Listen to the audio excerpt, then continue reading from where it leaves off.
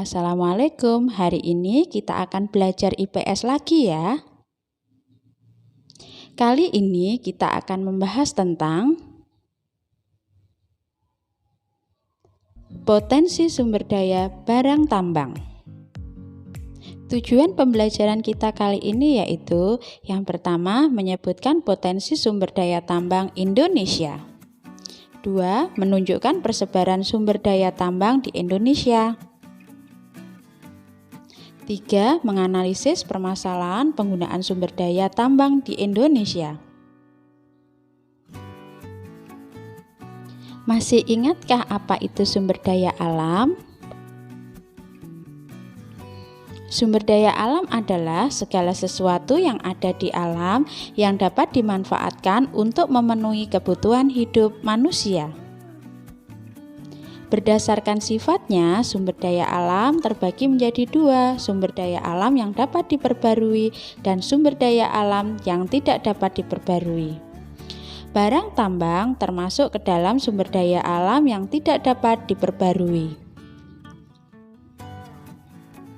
Karena sebagian besar telah terbentuk sejak zaman purba dan membutuhkan waktu yang sangat lama jika hendak diperbarui lagi. Oke anak-anak, kita pelajari lebih lanjut tentang potensi sumber daya barang tambang yang ada di Indonesia.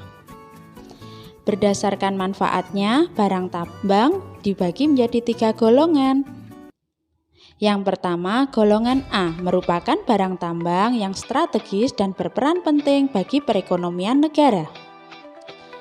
Contohnya, batu bara, minyak bumi, dan gas alam.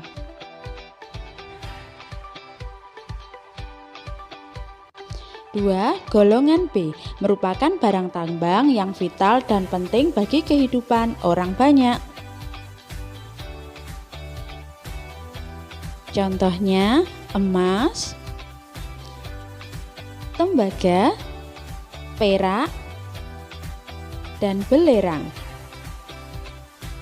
Golongan C merupakan barang tambang yang dikelola oleh masyarakat dan digunakan untuk keperluan industri.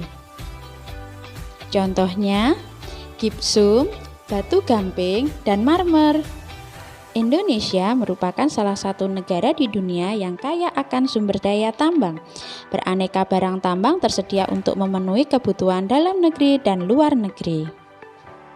Di antaranya yaitu minyak bumi dan gas merupakan sumber energi utama yang dipakai untuk industri, transportasi, dan rumah tangga. Di mana saja ya daerah penghasil minyak bumi itu?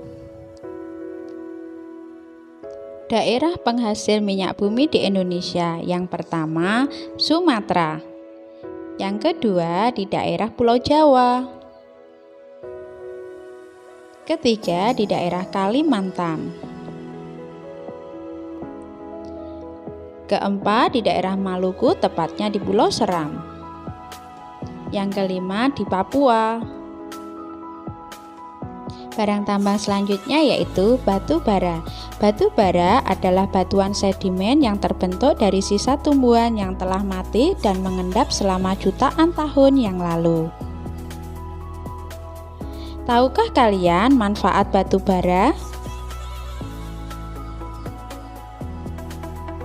Manfaat batu bara yang pertama digunakan untuk pembangkit tenaga listrik, yang kedua digunakan untuk keperluan rumah tangga, yang ketiga untuk industri batu bata dan genting. Cadangan batu bara Indonesia hanya 0,5% dari cadangan dunia, namun dilihat dari produksinya yang ke-6 terbesar di dunia dengan jumlah produksi mencapai 246 juta ton. Wilayah penghasil batu bara di Indonesia yaitu Kalimantan Timur, yang kedua Sumatera Barat, yang ketiga yaitu Sumatera Selatan. Barang tambang selanjutnya yaitu bauksit. Bauksit adalah sumber biji utama untuk menghasilkan aluminium. Bauksit dimanfaatkan untuk industri keramik, industri logam, kimia, dan metalurgi. Indonesia memiliki potensi boksit yang besar dengan produksi mencapai 1.262.710 ton. Daerah pertambangan boksit di Indonesia yaitu 1. Pulau Bintan di Kepulauan Riau, 2. Singkawang di daerah Kalimantan Barat. Barang tambang selanjutnya yaitu pasir besi. Pasir besi dimanfaatkan untuk industri logam besi dan industri semen. Wilayah penghasil pasir besi di Indonesia yaitu 1.